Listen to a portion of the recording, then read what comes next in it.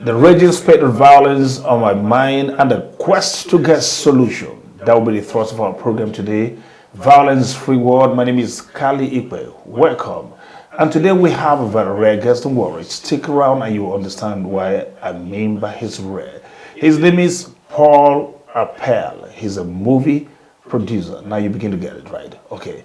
Apel, you're welcome to the program. Thank you very much. Yeah, we're going launching right into the conversation, but just after this special report, which is on the media's involvement with the raging spate of war in our country today.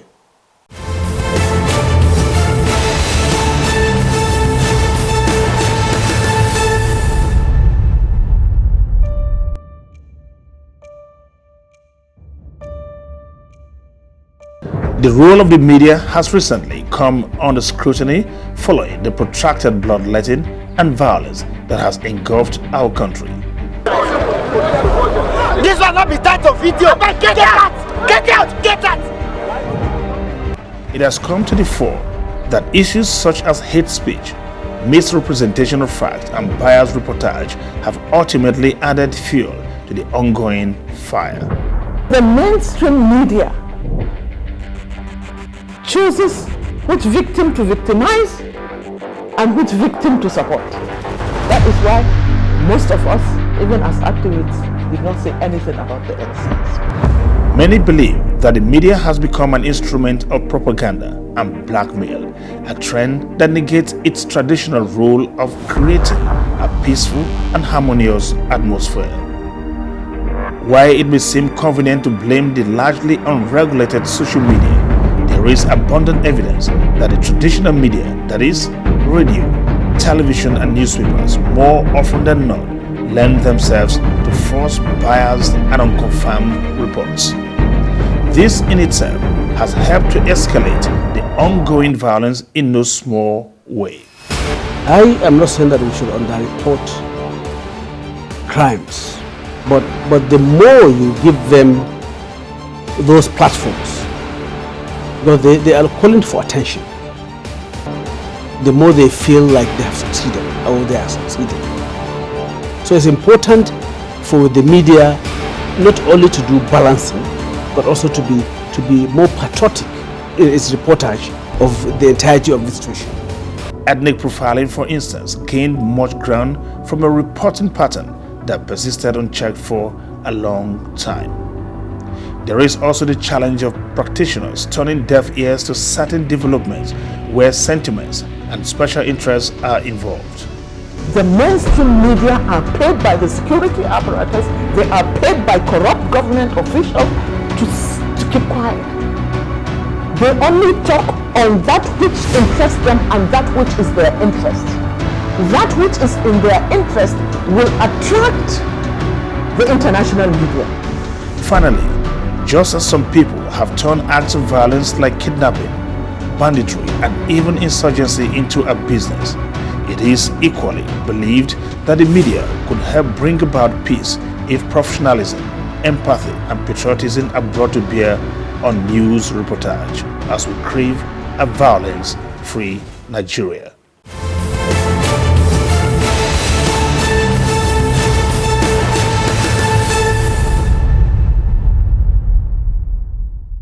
Welcome back. Like I said, my guest in the house is Apel, a great movie producer. Apel, you're welcome to the program. Thank you very much. Now, let's go straight into the conversation. Our country is tainted. Violence everywhere. There's insurgency, there's banditry, there's kidnapping, there's armed robbery. And people are beginning to make business of this stuff.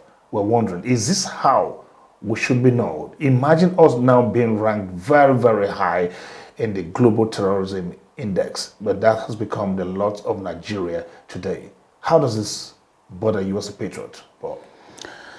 I feel worried, I feel terrified, and as a parent, I wonder what country we are building for our own children to come to enjoy, because growing up I didn't experience this kind of insecurity that is just growing at every level, at different levels in different quarters.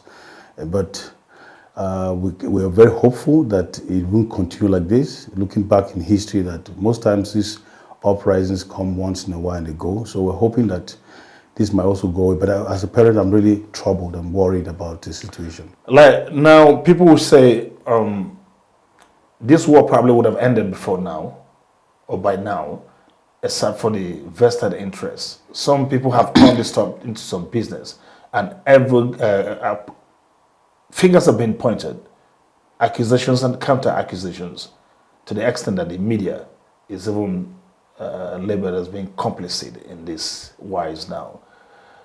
Now, with our involvement, the media itself, what do you think we should have done differently that we aren't doing yet?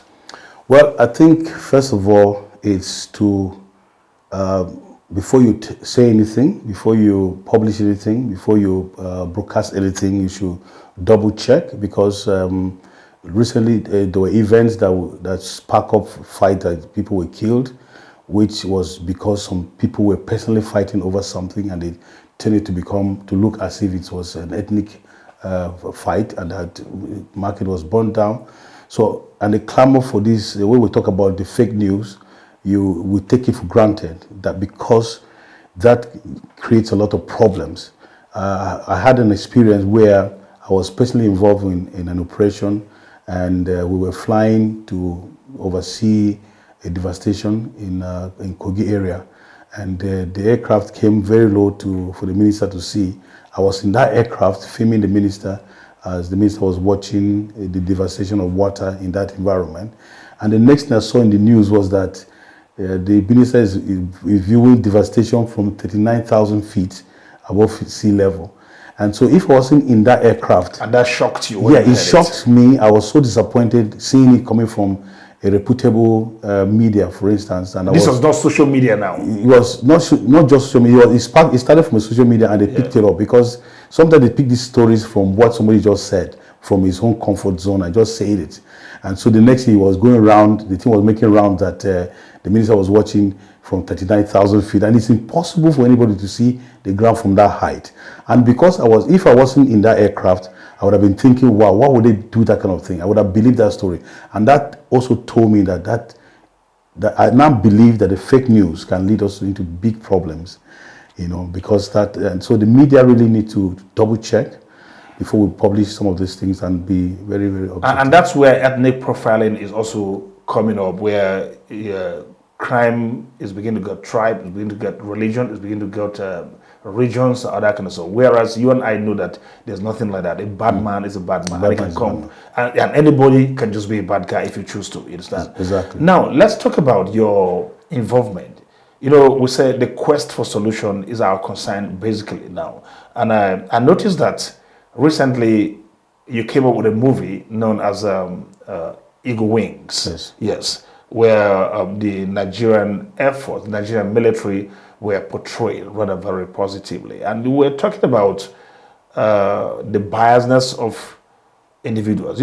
Is the way you portray the Air Force in there is not the way everybody sees the Air Force. Some people, like even in the movie, like they say, oh, you guys are the bad guys that kill people. We know that you kill people. That's what you do. Exactly. That's what the Air Force does. And that's how a lot of people know them. But how do I trust that you are not just a businessman, okay, just like some other media people too that have just going to go and do, they say, color the Air Force well, or you're just going to go and color the Air Force well, or the Nigerian military?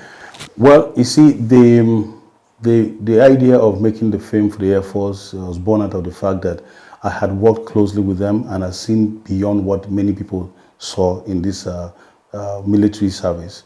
And I've been doing documentaries not just for the Air Force. I've been to where I've done documentary even among the headsmen, and I'd realized that they were crying for help. They needed support, they needed protection. I began to see the challenges people have. Somebody's walking around the bush with his cattle, and some people just sprung up from nowhere and take your life and take your. So these people, I've come in contact with them, and I've seen that, wow, so they even really need protection, So when I was making the film for the Air Force, I was privileged to, in fact, they gave me the free hand to tell my story. I wrote my story first. The only thing the Air Force did was to tell me how they speak and how they relate among themselves, but did not touch my story. This is why in the story you can see a Nigerian telling the Air Force pilot I found in the bush that you kill people, because that's what he thinks, that this man flies and just kill people at will. And the man is saying, I'm fighting for you, you know. And at the end of the day, the young lady realized that this man is actually fighting for me. He's fighting the bad people, because the bad people is not a particular tribe. Bad people just are bad people doing their business or trying to get anything they want to do through evil, you know. So this is what I try to tell Nigerians in this film. You will see where the same tribe, same people in the same environment, and are taking hostage of the others. The hostage taking of these people is in the north, and it's taken by the northerners. So how would you say it's an ethnic fight? They are not kidnapping. They are not jumping from one region and going as far as that. They just kidnap anybody they can see and ask for ransom. You have portrayed it in there that abundantly rather too, that there are as much victims like any other person that could have been taken. You're not spared because you're Fulani or you're Hausa. Inside, if you walk into the way of the bad guys, you're chopped off, and that's what happens. Exactly. Right? You see, like in the story, you saw the whole Nigerians in the story, because what happened to the 3 people that woke up on a good day, going about their businesses, they went to the market and there was a bomb blast, and the bomb blast did not select who to hit. It hit everybody from the different tribes. And you see, in that story, I told you where the Igbo man went to the market, who is very friendly with the Hausa man, and they had plans, because they were saying they will see later for a discussion. That means they have plans to work together in unity to achieve something. But somebody came and took that away by blasting the whole market. And a young boy who had vision to become like his father, go to school and be better than his father, was taken away. And so much more than that. So the story is telling you that this affects all of us. So it's not about an ethnic group. It's about us Nigerians having the bad people amongst us. Okay, Paul, we're going to come back and look at the quality of production that you put in here, and then also look at other sub-themes, as well as how you got the title Eagle Wings when we return from this commercial break. We'll be right back after this time. Please be here.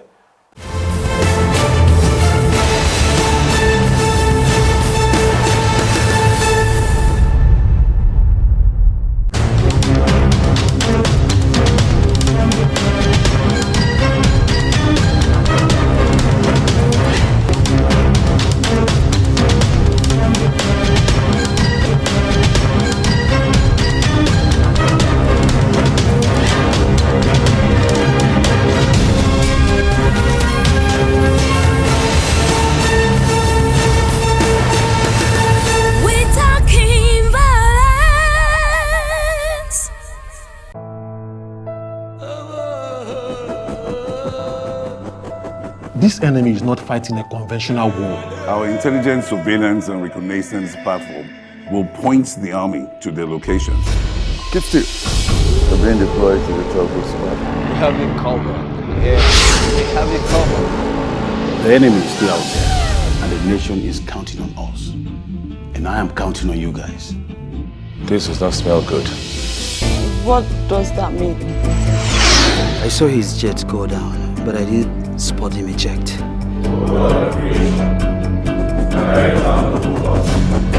I remind the commander. Morning, gentlemen.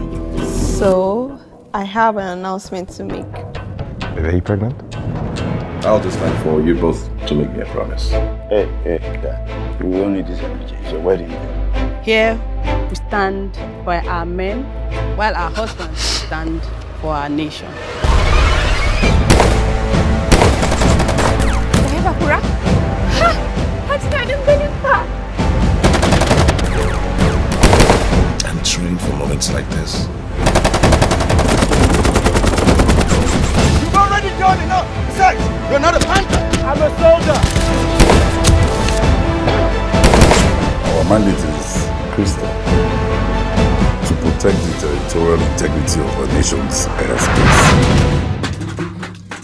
And what's the situation? I will kill each soul that you swore to protect.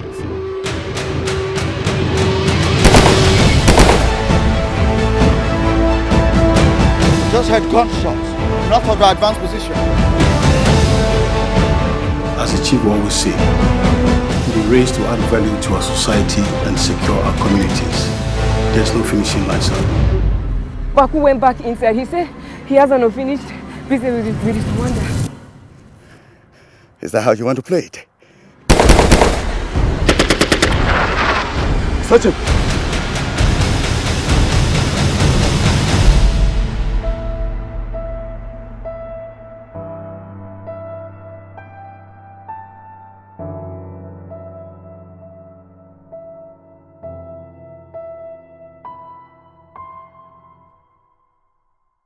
Welcome back. This is Violence Pre-War. I'm Steve Verimode here with my guest, Paul Apel, the mega film producer. Paul, before we went on break, we just say we're going to talk about the quality of production. By the persons who have watched the movie so far said this surpassed everything else they have seen around here. And we're wondering which white guys you bring in to come and help you achieve this here. And honestly, I think the quality is really top up there. Well, how did they arrive at this? What was the benchmark? First of all, everybody involved in this production is a Nigerian. From beginning to the end? From beginning to the end. And that is to tell you that we have the capacity. If we are really supported, we can do so much. We can do so much. So when I got the approval to make this film and the Nigerian Air Force Investment Company, because the first time nobody even believed in the project. When I said I wanted to make a film, and I want to tell a story of the military and tell the right story, as in every cover all grounds, show you what the military is doing right and their flaws too, and show you where the Nigerians are failing. And with particular regard to fighting insurgency. Insurgency especially, yes. Because what we don't know is that whatever war we fight, it ends up back in dialogue. And the Air Force have been trying to dialogue in a way by using other means to fight the war, reaching out by medical outreach, mixing with the community, providing food to the school, providing food to the IDP camps.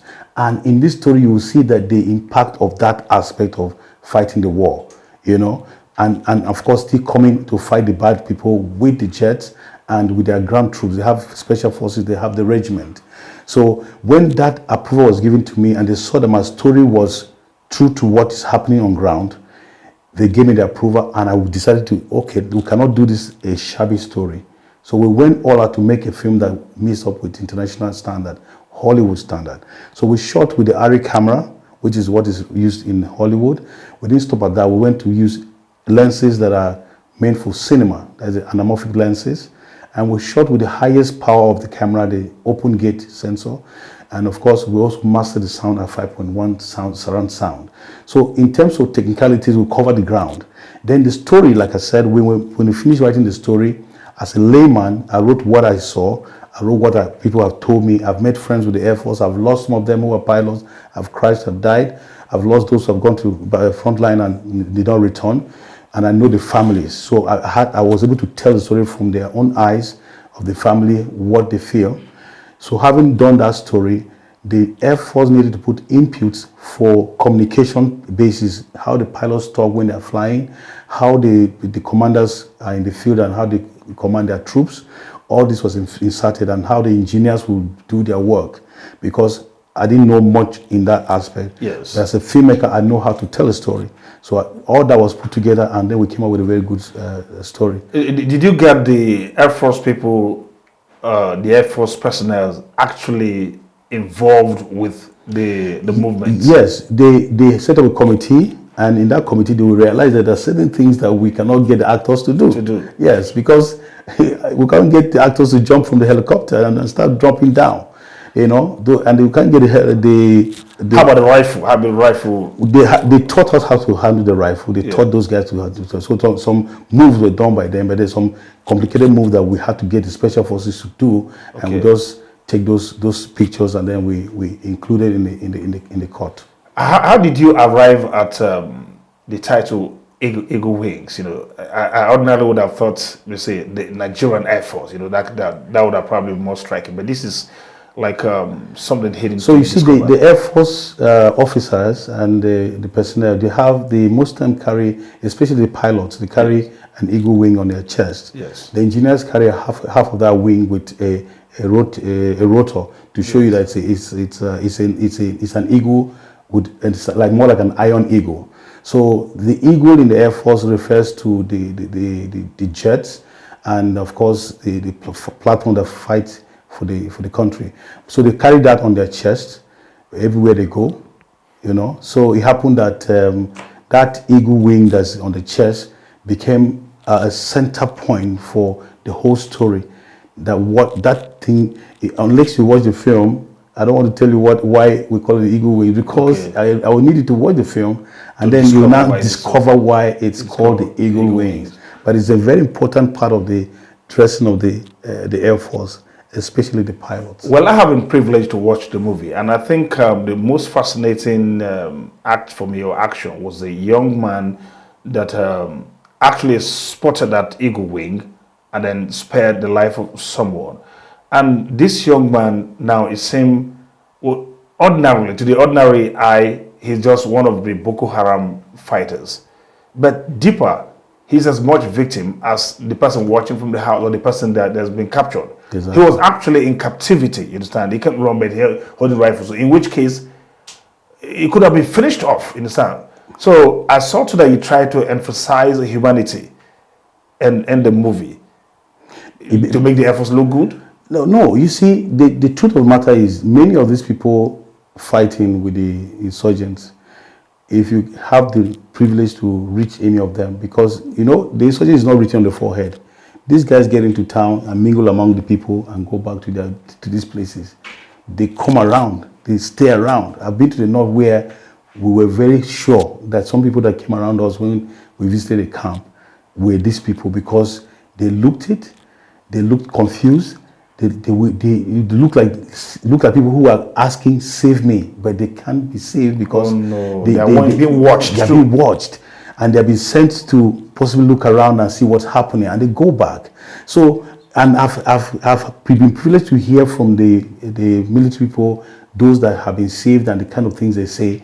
This is why the story of this young man is the story of so many of them who are in captivity and be threatened, because if you don't follow what we want you to do, we'll kill your parents and we'll still kill you.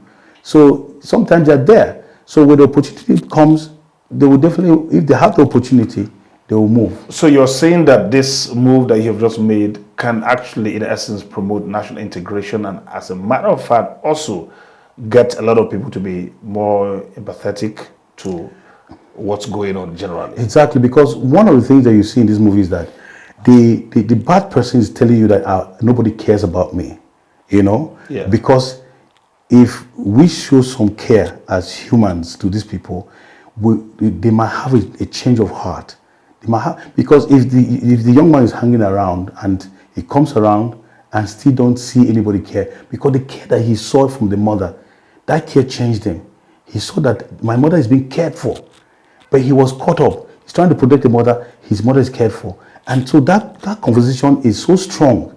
And that's what the Air Force is doing, that we expect the military to do, because like I said, the war ends up in dialogue.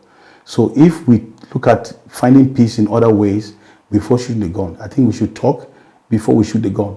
Okay, now maybe this should now form a basis for the dialogue that we'll keep talking about. If off the screen, off cameras, we're talking dialogue. Here now, this is you mentioning dialoguing it. Like we said, that is the way to go. Now, how can we entrench this basis and make it to steer conversation to the extent? You know, I was talking to someone, a guest on the program as well. I said, there's a rhetoric of fear right now. Everybody is talking tough this way. Everybody's staying on their own corners and talking tough. We can't get solutions to our problems that way if we continue. Exactly. So now that with this movie, many more people see it, or maybe these decision makers, or maybe these you probably should be thinking about getting some of these actors. I'm not referring to movie actors. Some of these activists, some of these tough talkers, to sit watch this movie with them. Maybe at that's the end. That's what, for me, apart from the business, I'm a filmmaker. I do business of film, but I have known that this art molds lives. Americans tell stories about the American military, the American government, American country, to tell you how good they can be. Then they work towards it. Sometimes they talk about things that will happen in the future, and they work towards it and achieve it. And it's shown in the movie. It's shown in the movie and they work towards it. So in my movie, I've seen that we've won the war. We've won the fight. There's peace in Nigeria. Now, if we look at this, is it possible? It's very possible. And do we enjoy peace at the end of the day? Everybody who sees this film to the end has this hope. That means if we actually pursue the hope that we have in this film and we have it, everybody will be happy. So we're making this film to help us mold our minds towards succeeding in the fight and seeing the people who are fighting for us, we care about them, we appreciate them. And those who are trapped, we also know that we now feel them, we understand that you are trapped.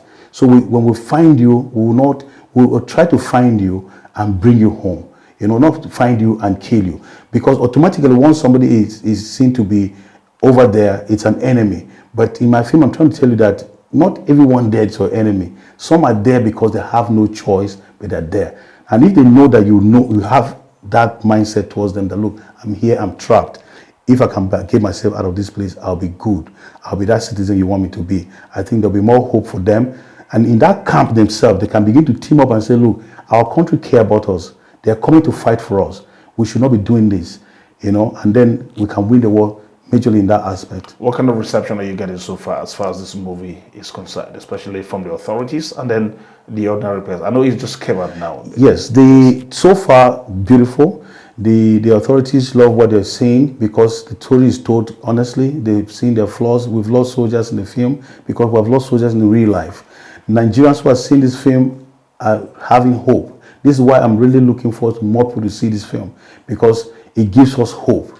It's not damping our hope. It's rather giving us hope for tomorrow. There's light at the end of the tunnel when you see this production. Well, Paul Apel, I must tell you, it is a very good point to leave it. If it were a song, I would say this will become an anthem soon. That is what I foresee for this movie. I'd like to say to you right now that I'm very, very proud of you. This was a wholly Nigerian thing. Language, everything. I had Hausa, Fufude, I had Tiv language, I had all of the stuff inside of the movie with your Fukla. And then you give Sadiq Daba that won't last. Yes. Yes. What a way to mourn. It was a privilege to work with him. Yes. My first time working in the film industry and television industry, Sadiq gave me my first try at directing. I was very young, and then I was privileged to direct him before he died. Thank you very much, Paul Apel, for finding time to oblige me. Thank you. All right, this has been Violence Free World, and I've been speaking with Paul Apel, a movie producer. The man has just come up with a flick now known as Eagle Wings. I think you should go see it. My name is Cally Ikpe. Same time next week. Promises much more if you endeavor to be here. Until then, please remember to remain on the road to a violence-free Nigeria. Thank you for watching.